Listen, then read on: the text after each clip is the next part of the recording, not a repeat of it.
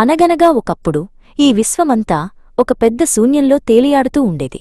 ఎక్కడా రూపం లేదు, రంగు లేదు, శబ్దం లేదు.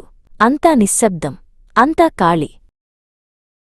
అప్పుడు ఆ శూన్యం మధ్యలో ఒక దివ్యమైన కాంతి వెలిగింది.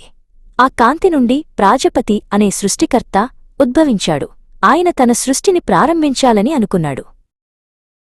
ప్రాజపతి సృష్టిని కొనసాగించగా దానిని రక్షించడానికి, పోషించడానికి గోవింద అనే రక్షకుడు పుట్టాడు. విశ్వం మెల్లమెల్లగా రూపుదిద్దుకోవడం మొదలుపెట్టింది. కాని సృష్టిలో కొన్నిసార్లు గందరగోళాలు, అడ్డంకులు ఏర్పడ్డాయి. కొన్ని శక్తులు సృష్టికి హాని కలిగించాయి. ప్రాజపతి, గోవింద ఇద్దరూ ఆందోళన చెందారు. ఈ సమస్యలను ఎవరు పరిష్కరించగలరు అని ప్రాజపతి అడిగాడు. ఈ గందరగోళాన్ని అంతంచేసి కొత్త మార్గాన్ని ఎవరు చూపగలరు అని గోవింద ఆలోచించాడు.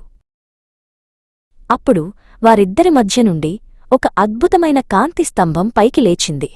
ఆ కాంతి స్తంభం ఆకాశాన్ని చీల్చుకుంటూ అనంతంగా విస్తరించింది. ఆ కాంతి స్తంభం మధ్యలో ఒక దివ్యమైన రూపం స్పష్టంగా కనిపించడం మొదలుపెట్టింది. అది ఎవరి సృష్టి కాదు, ఎవరి జన్మ కాదు, అది స్వయంభువు. ఆయనే రుద్రుడు, మహాదేవుడు.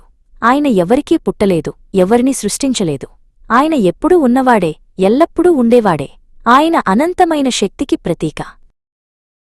రుద్రుడు తన శక్తితో గందరగోళాన్ని అంతం చేసి సృష్టిలో సమతుల్యతను నెలకొల్పాడు. ప్రాజపతి సృష్టిని కొనసాగించాడు, గోవింద రక్షించాడు, రుద్రుడు సమతుల్యతను కాపాడాడు. అలా రుద్రుడు ఈ విశ్వంలో ఒక ముఖ్యమైన భాగంగా మారాడు. ఆయన జన్మించలేదు, స్వయంగా ఉద్భవించాడు. ఆయన అనంతమైన శక్తికి నిదర్శనం.